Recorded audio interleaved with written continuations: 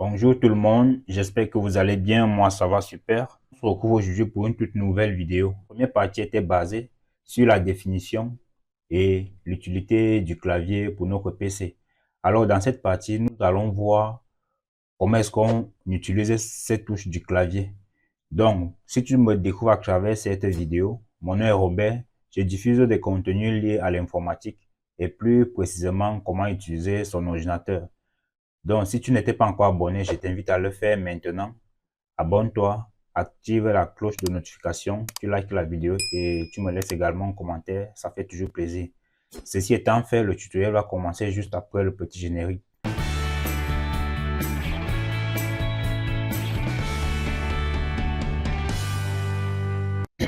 On se retrouve, excusez-moi.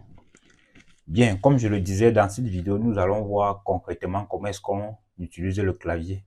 Alors, j'ai préparé une troisième vidéo qui est la dernière partie de cette série qui sera basée sur les raccourcis clavier. Mais dans cette partie, nous allons voir du fait que certaines actions dont nous devons effectuer avec certains boutons sont combinées avec d'autres boutons, d'autres touches.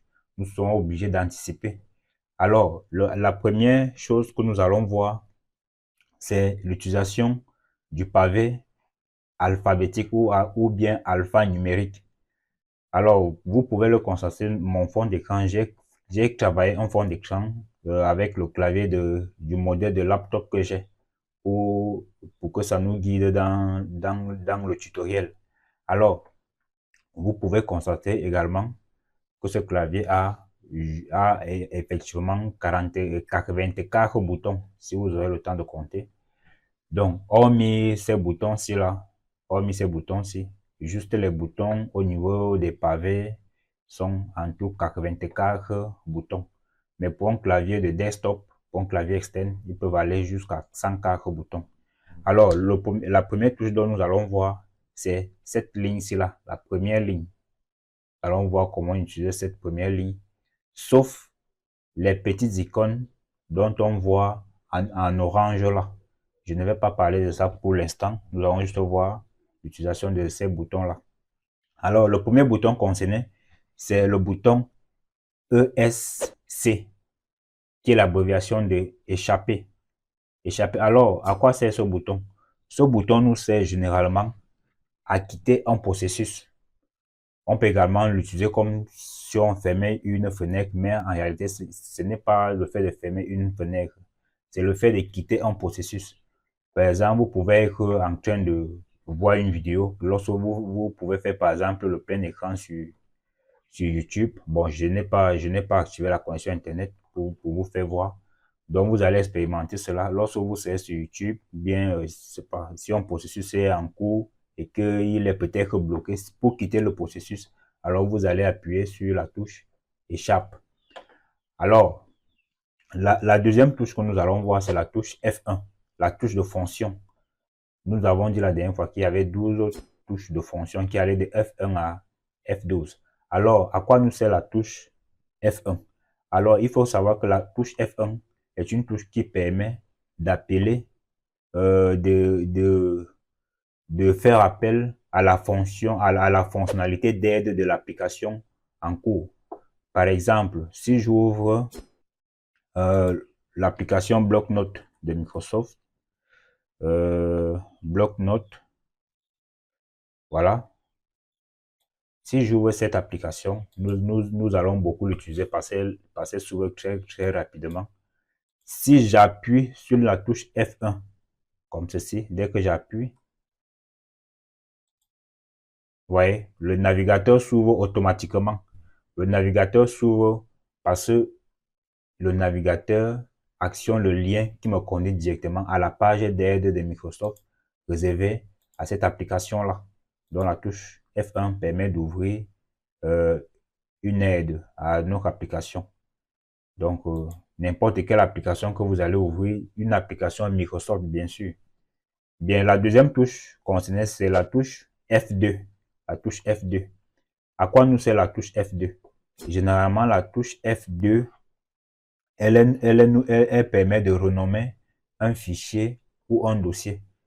Elle permet de renommer, c'est-à-dire donner un nom à notre fichier. Par exemple, si je crée un fichier comme ceci, je prends un cas simple. Actuellement, c'est écrit nouveau texte. Voici notre fichier ici. Si je voudrais le renommer, alors je sélectionne et j'appuie tout simplement la touche F2. Ouais, ça devient bleu pour dire que je peux supprimer et je peux nommer mon dossier. Vous voyez, je valide. Voilà à quoi sert la touche F2. Et la touche F3, à quoi nous sert la touche F3? La touche F3 est une combinaison de la touche CTRL que vous voyez ici et de la touche F. Donc, lorsque vous appuyez CTRL et F en même temps, ce que ces deux touches font, la touche F3 fait également cela, c'est-à-dire elle permet de rechercher un mot lorsqu'on est sur une fenêtre et qu'il est susceptible d'ouvrir une recherche. Par exemple, si j'ouvre l'explorateur de fichiers de Microsoft, arrivé ici, si par exemple je voudrais chercher une application ou bien un logiciel ou bien une photo sur cette barre de recherche ici-là, alors si je ne veux pas utiliser le pointeur du curseur pour venir cliquer ceci, il suffit d'appuyer sur la touche F3. Vous voyez, automatiquement, il y a déjà une petite barre qui clignote là. Alors, je peux directement me mettre à saisir. Donc, F3 permet de rechercher une application. La seconde touche que nous allons voir, c'est la touche F4. La touche F4, elle permet, comme nous l'avons vu dans la première séance, combinant la touche Alt, elle permet de fermer une fenêtre. Lorsque j'ouvre l'explorateur de fichiers comme ceci, si je voudrais fermer cette fenêtre, il suffit d'appuyer sur la touche, de faire la combinaison Alt et F4 comme ceci, et la fenêtre se ferme automatiquement, ou bien une application, ou bien un logiciel, n'importe quoi, ça va se fermer. Alors, la touche suivante, c'est la touche F5. La touche F5, elle permet de rafraîchir une page ou de l'actualiser. Généralement, elle est beaucoup plus utilisée dans les navigateurs. Donc, lorsque vous voulez rafraîchir une page, il faut actionner. Vous voyez, ce bouton-ci là, ce bouton-ci permet de rafraîchir la page. Mais si vous ne voulez pas utiliser la souris, vous pouvez directement appuyer sur la touche F5. Ça joue le même rôle. Ouais. Ou si vous voulez rafraîchir votre page, vous appuyez sur la touche F5 et ça rafraîchit la page. Bien. La touche suivante que nous allons voir, c'est la touche F6. La touche F6. Elle permet de faire quoi? Elle permet d'accéder à la barre d'adresse d'un navigateur. La barre d'adresse, déjà, nous avons un navigateur Opera ouvert. Si vous voulez avoir accès à cette barre d'adresse, elle est différente de la barre de recherche. Au niveau de la barre de recherche, on met des mots-clés, mais au niveau de la barre d'adresse, il faut vraiment mettre une adresse avec un protocole bien défini. Donc, si on va avoir accès à la barre d'adresse, il suffit d'appuyer sur la touche F6. Que voici, comme ceci. Lorsque j'appuie sur la touche F6, vous voyez, ça actionne et alors je peux mettre mon adresse, commençant par www. Tout ce que vous voulez. Voilà à quoi c'est la touche F6. La seconde touche, c'est la touche F7. F7, elle, généralement, elle permet, lorsque cela a été paramétré, elle permet de rechercher l'orthographe d'un mot. Si par exemple, j'ouvre l'application Microsoft Word, je tape tout simplement Word.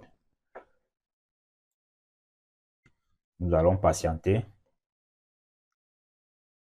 Donc, cette touche, lorsque cela est bien activé normalement, si vous saisissez, par exemple, je vais saisir bonjour, je vais faire exprès de faire une faute de frappe, je mets bonjour avec E. Alors, si je voudrais me rassurer de l'orthographe, alors je vais appuyer sur la touche F7. En appuyant la touche F7, vous voyez, ça me propose le bon mot et je peux choisir l'orthographe Si vous voulez choisir une autre langue, vous sélectionnez là et vous cliquez sur la langue choisie. Voilà à quoi sert la touche F7. Donc, la touche suivante, c'est la touche F8. Alors, la touche F8, elle permet, la touche F8 que voici, elle permet de passer en mode démarrage sans échec.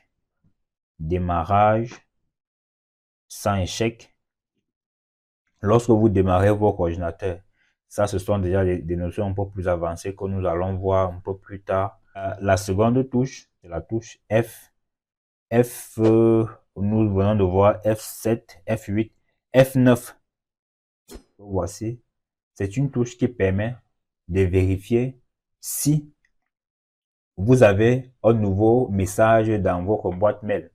Donc, lorsque vous utilisez les courriers électroniques dans votre système d'exploitation, alors si un nouveau mail, pour vérifier lorsque un nouveau mail est déjà arrivé, alors vous allez utiliser la touche F9. La touche F10. La touche F10 combinée à la touche Shift, que voici, ce Shift-ci là, ce Shift-ci, autant pour moi, ce Shift-ci, ce bouton-ci, Shift et F10 vont effectuer ce que vous faites avec le clic droit, joue également le rôle de clic droit.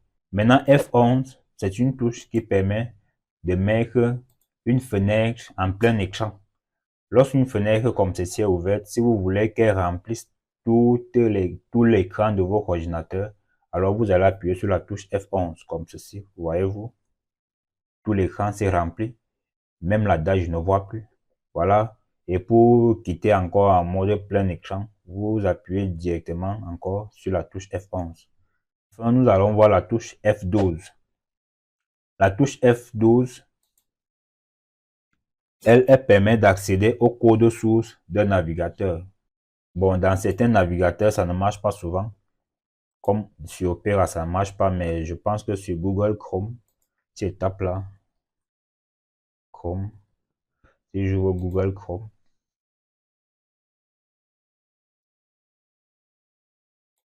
en ouvrant Google Chrome, lorsque j'appuie directement, vous voyez, lorsque j'ouvre le navigateur, si j'appuie sur la touche F12, ouais, le code source du navigateur s'ouvre automatiquement. Je peux même faire je peux écrire des petites commandes, comme par exemple la commande alerte, comme ceci. Bonjour, et je referme. Fini par un point virgule. Et quand je tape sur Entrée, vous voyez, la petite pop-up est sortie. Donc, voilà à quoi sert la touche F12. Donc, les amis, j'espère que la vidéo vous a plu. En tout cas, ça fait toujours plaisir. C'est vrai, elle a été un peu longue. Donc, si tu n'es pas abonné, je t'invite à t'abonner, à liker, à partager la vidéo. Et d'aller revoir la vidéo sur la souris. D'ailleurs, je vous remets le lien. Voici le lien de la vidéo sur la souris juste ici au-dessus. Moi, je vous dis à la prochaine et prenez soin de vous. Merci. Ciao.